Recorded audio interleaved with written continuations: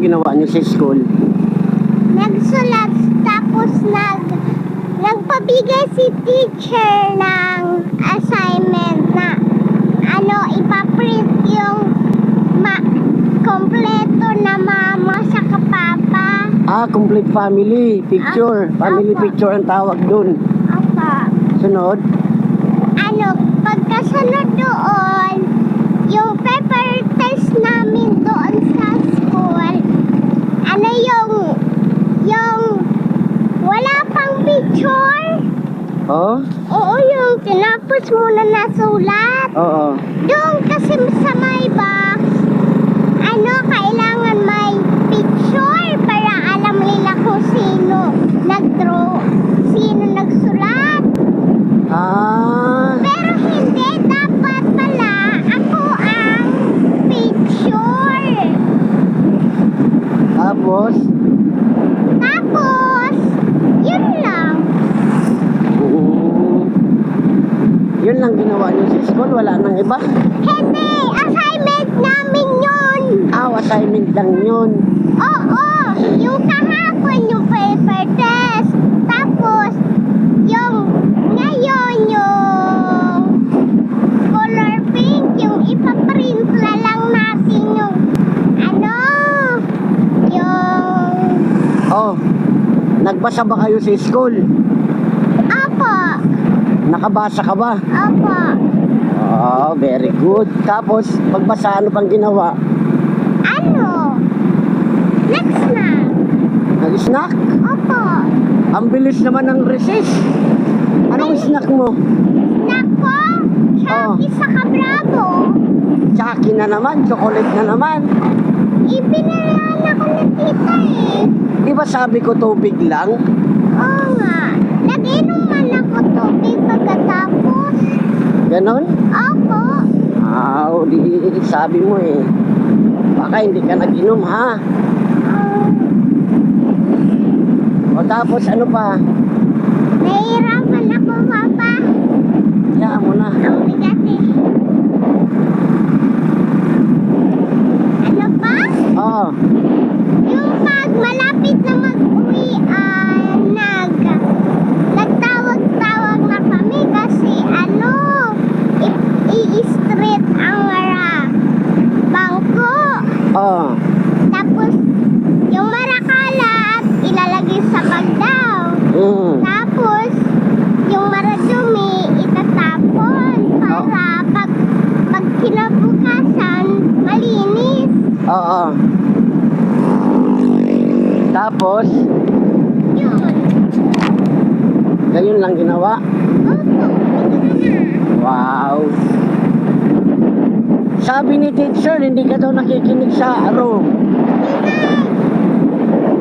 Sabi niya sa akin, yan si Miyaka, hindi nakikinig sa school. Totoo yun? Hindi, nakikinig ka talaga? Opo. Kung nakikinig ka, anong sabi ni teacher? Sabi ni teacher, nagsulat kami sa green notebook, nagsulat kami sa orange notebook. Marami pala kayong sinulat. Opo. Ganun? Marami pala kayong sinulat. Opo.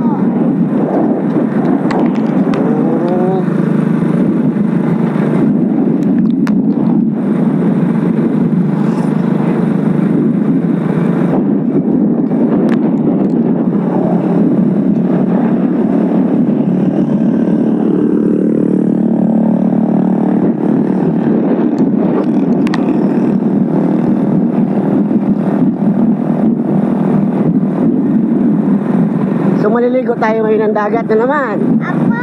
Kasi alam ko, namimiss mo na yung dagat. Diba? Pero hindi tayo magtatagal ha. Opo.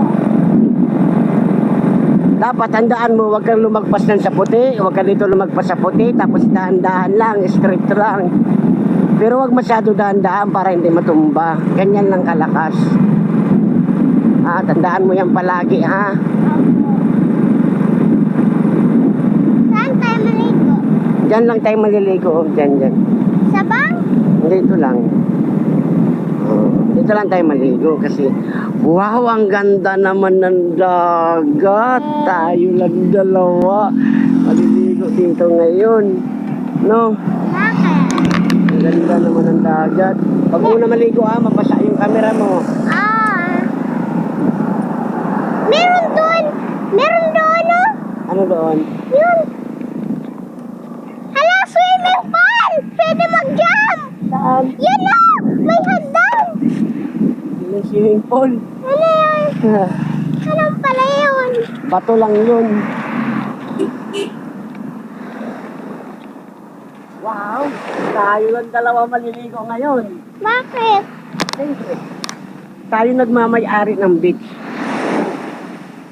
No? Gusto mo ba dito maligo? Oo. Ligo na ako. Maya-maya konti, maglakad-lakad muna tayo. Saan natin iiwan yung damit natin? Ay, dito na lang. Yan, dito lang ako maglaro. Sabi, ano, basura. May Ito na nga lang.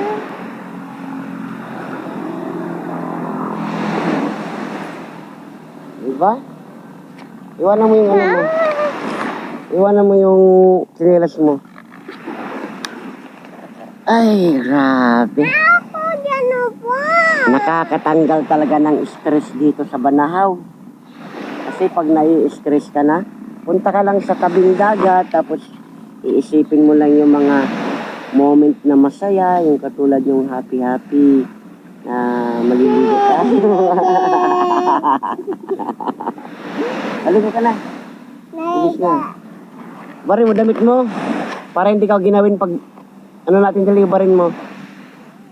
Barin mo para hindi ka ginawin pag uwi natin. Ha?